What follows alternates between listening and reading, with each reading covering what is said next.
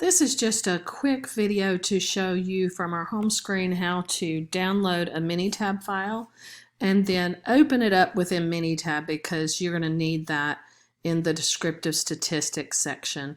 So I'm going to Module 2 and to our descriptive statistics section. And just a quick overview, if you'll remember, there'll be an overview of descriptive statistics here for everybody to read through, so you'll know what is expected of you. Here's your checklist of the things that you need to do there.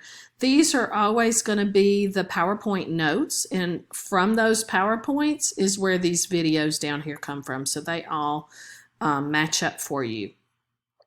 You do not have to worry about doing anything in Excel. But for the descriptive statistics videos down here, there is some data, and it's called, it's some data from a hospital. So when it's talking about these, the data is right here. It said, here's the file for the minitab videos. So if you'll click on that, and you can download it to your, I'm putting it on my desktop, so make sure you know where you put it. It's called Hospital Comparison.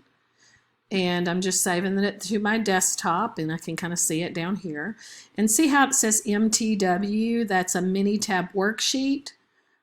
So if it was MTP, it'd be a minitab project. So now I'm going to go to, I'll open a new tab up here, and you'll always go to app.minitab.com to get into your account that you created. Always app.minitab.com. There's a link for that in our course as well. And it should pull you right into Minitab. Then I'm going to File, Open, and like I said, it's either going to be a worksheet or a project. So it's Minitab Worksheet. It'd be MTP if it was a Minitab project. Kind of the same thing, kind of works like Excel. You can have a whole project with a lot of worksheets in it, but typically just a worksheet.